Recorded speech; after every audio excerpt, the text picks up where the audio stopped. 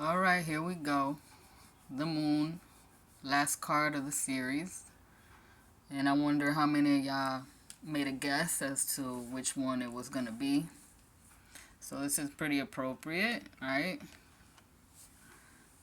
The secret, the unconscious becoming conscious. Got the two pillars here. They look like they could be two towers with one window in each. To me, it looked like the drawings of the power plants in The Simpsons, but they didn't have that back then, did they? Anyways, we have the dog, which is the tame consciousness, and then we have, look like it could be a fox or a coyote or a wolf, the wild unconscious. We got the tide pool with a crayfish coming out of it. So the crayfish is like a symbol of fortune. And coming out of the tide pool, that's the deep subconscious coming to the surface, right? To consciousness. So we have like 3 phases of the moon here.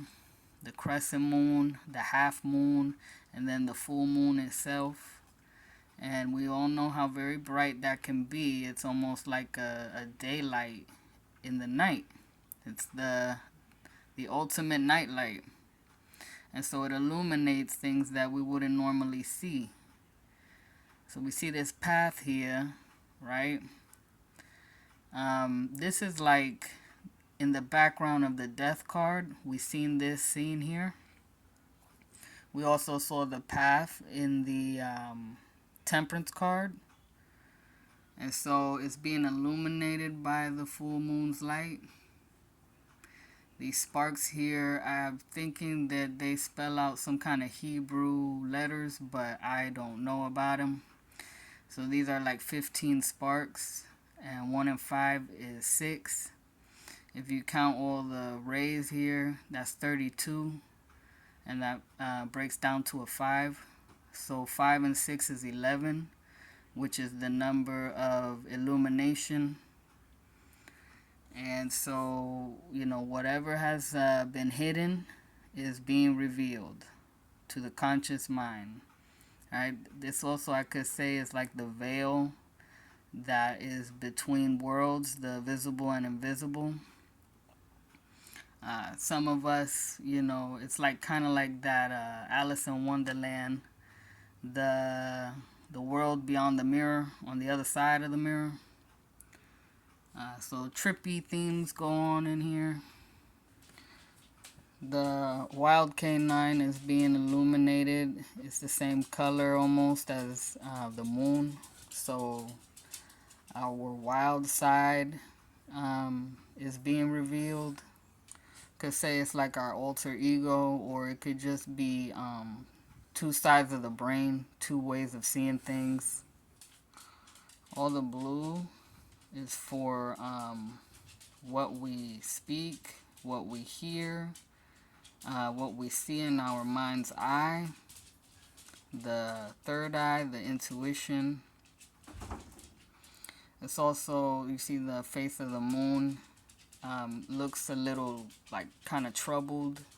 It could be like troubled sleep or dreams, waking up from a dream, or realizing a dream, kind of like that psychedelic experience of realizing that reality is a dream in itself. Could also talk about the face in the moon that we see when it's full. And I'm sure you can see like other things, not just a face. Some people see a rabbit in the moon or a deer. Leonardo da Vinci, he painted the Mona Lisa, who has the face of the moon. So this also is like inspiration. The moon is a symbol of romance.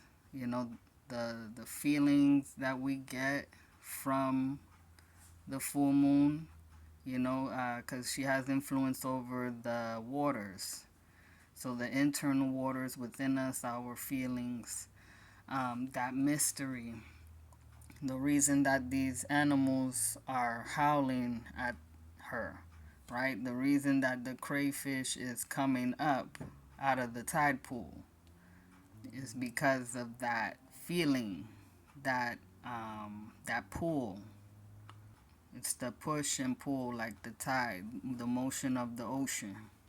Is inspired by the moon. Is influenced by her. So it could be about the romance between two people.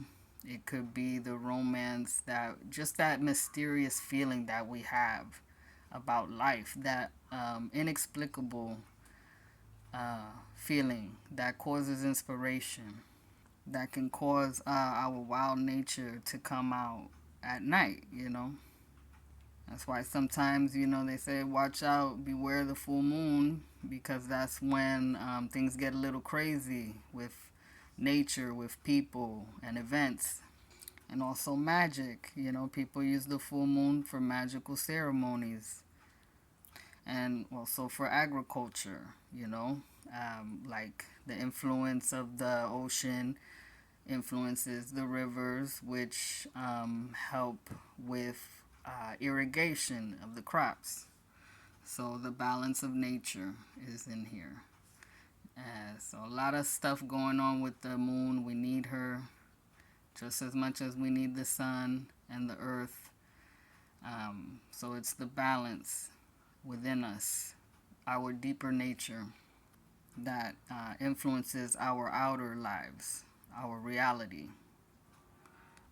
So that's why reading tarot, scrying, and water, you know, making choices, it's always a good idea to not just listen to outer advice, but also listen to that inner voice, that feeling, that sensation, that pull or push, you know.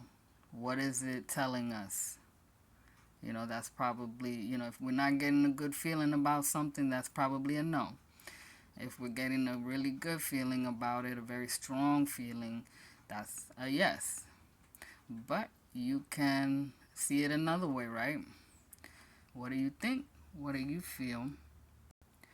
As always, I thank you for listening. Thank you so much for subscribing. A special shout out to Womb Mama for subscribing before this channel even had any videos on it. And because of the conversation we had, the next day, this series was started. So, thank you to him. Thank you to all of you. I don't know where I'll go from here, but we'll find out later, right? I just wish y'all all a blessed weekend. Thank you.